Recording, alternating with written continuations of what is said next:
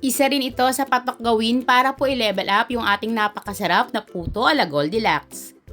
Tara na po at gagawa naman po tayo ngayon ng puto pizza na still napaka-soft and fluffy pa rin po. Kung nakasubaybay na po kayo sa mga recipe natin, malamang alam na alam nyo na po yung prosesong ito. Sa isang mixing bowl, pagsasama-samahin lang po natin lahat po ng ating mga sangkap para po sa ating puto.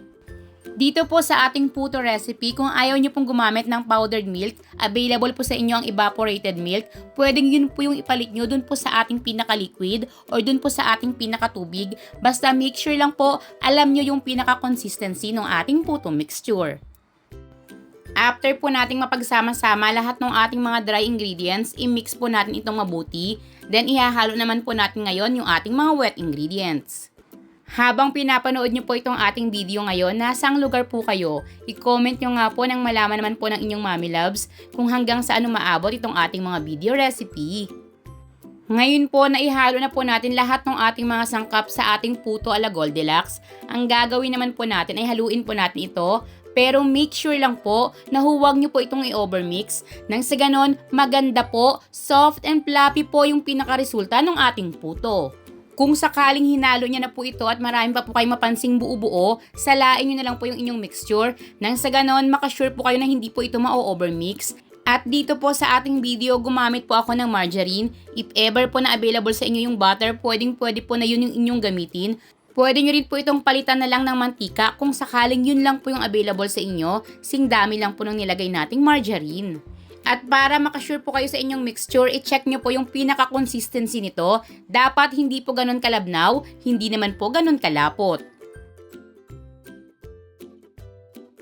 Large molder po yung gamit ko ngayon, huwag nyo na po itong i-grease. Kung sakaling medium size na molder naman po yung inyong gagamitin, i-a-adjust na lang po natin yung oras ng pagluluto. Bali 3/4 po ng ating pinaka-molder yung inilagay ko pong mixture.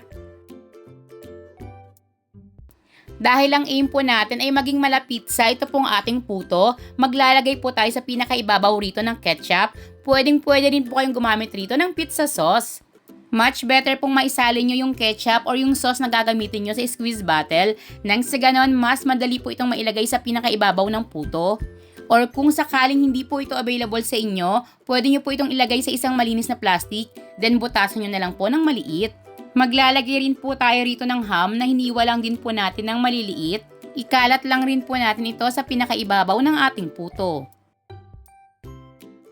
At isang pouch po ng pineapple tidbits, hiniwa lang din po natin ito ng medyo maliliit. Sa pinakahuli, maglalagay rin po tayo rito ng ginadgad na keso. Ngayon ay ready na pong lutuin or i-steam itong ating mga puto. Kumukulo na po yung tubig sa ating steamer. Then isasalang po natin ito over medium heat ng 18 to 20 minutes. Kung sakaling medium size naman po yung inyong gagamitin, i-steam nyo naman po ito ng 10 to 12 minutes. Make sure lang po na balutan nyo ng tela yung pinakatakip ng inyong steamer nang sa ganon habang nag-i-steam po ito, hindi po matutuluan ng tubig yung ating mga puto. And charan! Heto na po yung ating puto pizza. Yung may soft and fluffy puto ka na, may touch pa po ng lasa ng ating pizza. Sana po ay makatulong sa inyo itong ating pinalevel up na puto recipe dahil siguradong papatok po itong gawing pang negosyo.